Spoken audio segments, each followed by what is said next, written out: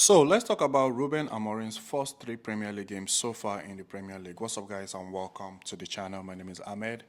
And Manchester United so far this season, there's been a lot of noise regarding Manchester United. So many noise, especially after the game against Grimsby. Like, things went to the roof. But we're here to talk about the three games Manchester United have played so far in the Premier League, starting with Arsenal. And for the Arsenal game, we can tell Manchester United dominated that game. They were far the better team, but they lacked that finishing in the final third. You could tell the game was crying for a striker. Apparently, Sesko just joined Manchester United a few days ago, and you won't be expecting him to start. Probably some will, maybe some Manchester United fans would have just maybe preferred him to start. But you could tell there were moments in that game where they were crossing balls into the box. There was so many space, and there was just nobody inside the box to maybe finish some of those chances created by Manchester United. So their very first game against Arsenal, they played well. By the end of the day, Arsenal were able to just sneak it, like get like Arsenal did what they know how to do best, corner kick, and they got the goal. Manchester United lost the game 1-0. But if you look at the overall gameplay, Manchester United played very well, put Arsenal on so much pressure. Arsenal could not create much, but Arsenal, sometimes you don't have to be at your best to play to get the result, and it was all about the 3 points on that day. But if you look at gameplay, who played better? Manchester United. By the end of the day, most people say it's all about the 3 point. But for that very first game, it looked like it was a different kind of Manchester United when you compare to last season. They were playing very fast, moving the ball very quick. Players were running into space. Everyone was I was actually very impressed with that game against Arsenal. Now, the next game was against Fulham, and you'd be expecting Manchester United to just dominate that game because based on how due to how they played so well against Arsenal. And I think the game against Fulham, they played very well for the first 15-20 minutes. And after that, Fulham got into the game and started dominating them. Manchester United had chances within those first 15-20 minutes to score a goal and to score I think 2 goals or so, but they didn't take their chance. Also, again, you'll be wondering why a striker didn't start in that game, especially Rúben Amorim. You'll be like, okay, Sesko didn't start against Arsenal. I think he brought Sesko towards the end of the game, like 70. I can't really recall. I think if I'm to get maybe 70, within 70 to 88 minutes that time, within that time. And you'll be expecting him now, okay, Sesko have gotten few game time. You'll be expecting him to start Sesko in the next game. But he didn't start Sesko. Again, that game was crying out for a striker. Apparently, that game was still crying out for a striker, and Manchester United dropped points. It was a game where I don't think they deserved to win because Fulham played well. Manchester United didn't really play their best apart from that first few 15 to 20 minutes. And if that game had stayed longer, I think Fulham could have won that game, but the game ended as a draw, and that was where it felt like most Manchester United fans started complaining, because when you look at how they played against Arsenal and how they played against Fulham, you'd be wondering it's just different. It was totally different because the way they played against Fulham was not flowing, was not quick like the way they played against Arsenal. And some Manchester United fans started questioning Rúben Amorim. Some were already saying he should be sacked. Now, their final, the third game, which was against Burnley, that was after they lost to Grimsby. You'll be expecting again Rúben Amorim to put in a striker, which is Sesko, but I guess maybe due to he's trying to protect Sesko, especially after the defeat to Grimsby.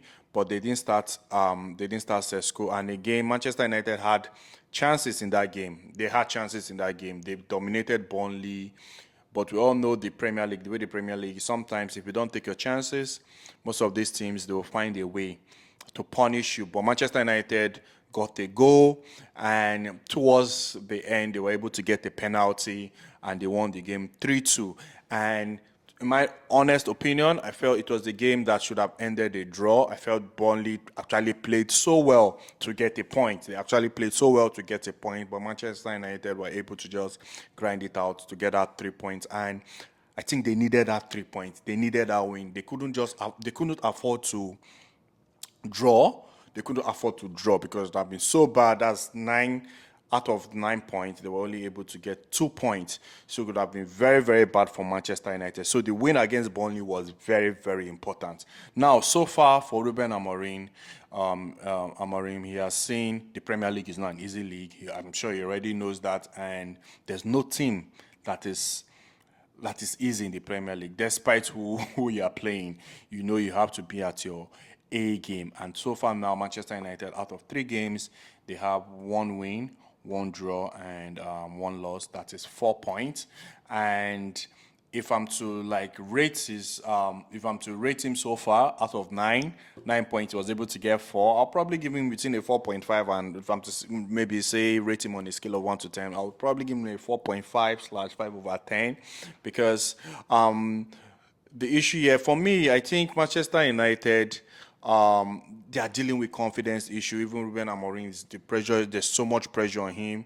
He's dealing with so much pressure, and this international break is very, very important. I think it will make things calm. It will take away the media, all the attention away from them, for them to be able to go back to the drawing board and see what they can do to become better after the international break. But one thing we've learned so far in these 3 games is that Rúben Amorim has a good, I would say a good slash bad, like he has like a good slash bad, he has problems in his hands in terms of players, because there are some players he needs to play regularly, but they're on the bench. And there are some players he doesn't need to play regularly, and they are playing. For example, honestly, Mason Mount, I don't understand why Mason Mount will be starting ahead of someone like Sesko in these last 3 games. Yes, Mason Mount has that energy, but I don't think I think Mason Mount did well in the last game, but I would say Sesko should be starting ahead of Mason Mount. So if there's one thing we know we've learned so far in these 3 games is maybe Rúben Amorim is just trying to ease Sesko into the team, trying to protect him and all. Another problem he has in his hand again is managing the likes of Kobe Mino and Ahmad. You have Cunha, you have Mbemo, and so far those 2 guys, they've done their best. I think Mbemo has scored. I don't know if Cunha has scored. I think Cunha got injured in the last game. Hopefully this will give opportunity for Ahmad to play more central. I always believe Ahmad cannot do the right wing back role. He doesn't have that energy to do that. Yes, he can do it to the best of his ability, but on the long run, I feel Ahmad should be more central, trying to cut in that kind of role. Like allow him be that, like just let him be central, but playing on that right wing back, I think is sort of limiting Ahmad. Now, Manchester United, their next game, they'll be playing Manchester City, I think, away at the Etihad, and after that, they'll be playing Chelsea at home. So, coming back from the international break, Rúben Amorim will have to start with his, like, a very good front line. He has to either start with Sesko. If Cunha is fit before then, he has to start with Cunha and Mbemo, or maybe Mbemo, Ahmad, Sesko. He can't afford to keep playing the false 9 with Mason Mount. I feel most of the time, the way they play, they always get into very good positions, especially on the wing side. And sometimes when those players look, they don't see anybody inside the box. Sesko needs to start playing, because that's the only way the boy will learn, will adapt to the league, in as much as he's trying to protect. In as much as he's trying to protect. In as much as he's trying to protect him.